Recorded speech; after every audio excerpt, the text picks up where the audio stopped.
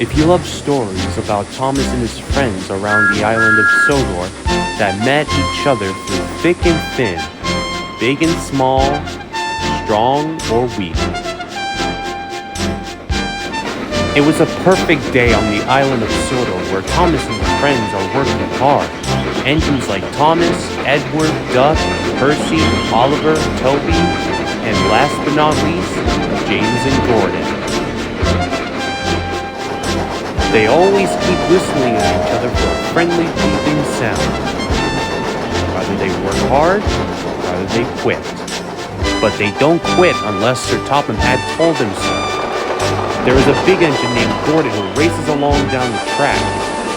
And he also liked to have a race with Thomas, which is his own brother.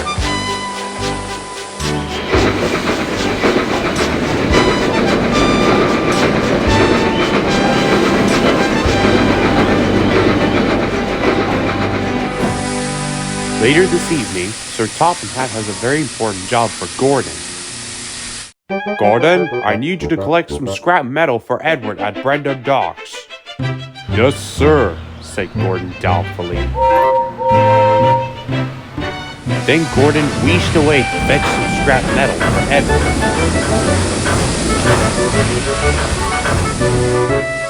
Gordon would sometimes be grumpy during the day, but not only that, he's very neutral to those troublesome trucks that he knew.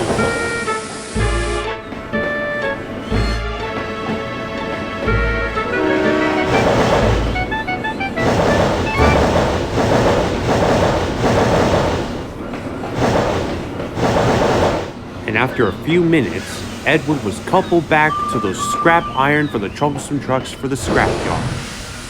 Thank you, Gordon, said Edward. You're the best engine that I have ever known.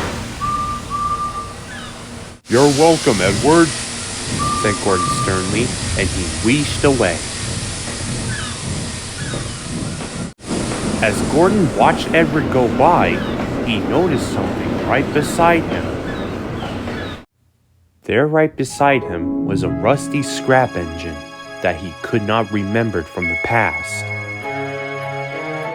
It was big, and his footplates are lowered. Gordon could not believe his eyes. He did not see it from the past since Thomas went down to the mine. His driver knew that this scrap engine was there since the 1900s, but to Gordon, he doesn't look different. It feels like he's the same to him.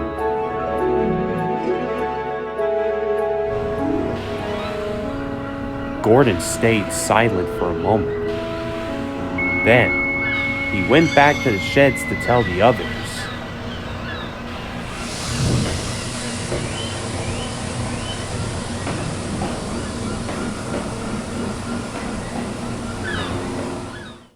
But after that, he went to the docks instead of Timid Sheds because they never believed his story about that. Then, as Gordon went to sleep, he heard a mysterious voice. I see you. He was awoken by something. Some whispers were coming from somewhere. But then he realized it was coming from the scrap engine itself. Gordon couldn't know whether it's a trick or not. Then Gordon decides to go near that scrap engine to hear the voice of it.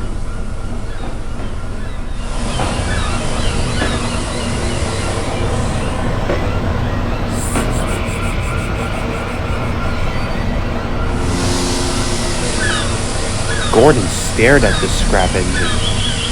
Then, he decides to bump it with fierce.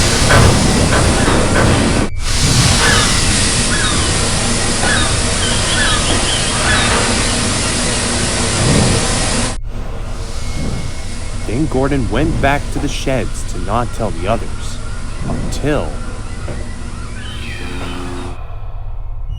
Huh? Who's there? Gordon starts to get nervous. Then, he thought that they can see fireflies dancing through the night. Then the fireflies grew brighter red. Gordon starts to get scared, and that's where it hit him. They weren't fireflies. They were eyes peering out through the twisting remains of the engine's past.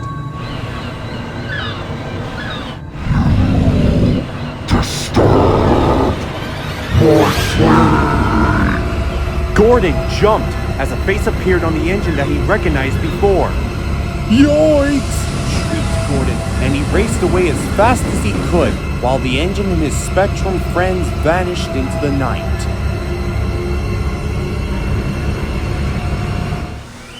Gordon was shivering in fear while Henry arrived to see him. He looks very worried. Gordon, are you alright? He asked. Gordon said nothing. All he could hear was Henry's voice. Then he looked at him. Henry! He stammered. I just saw a ghost. Right in front of me. A scrap engine that has a ghostly face on it. Gordon, listen, he insisted. It's all just in your mind, Gordon. Everything will be fine. Say, Gordon, let's go back to Timid's sheds. That'll help us cheer us up to clear our heads out, okay? Okay, said Gordon. Then the two big engines went back home, and Gordon thought that this scrap engine and his ghostly companions were all in his mind. Or were they?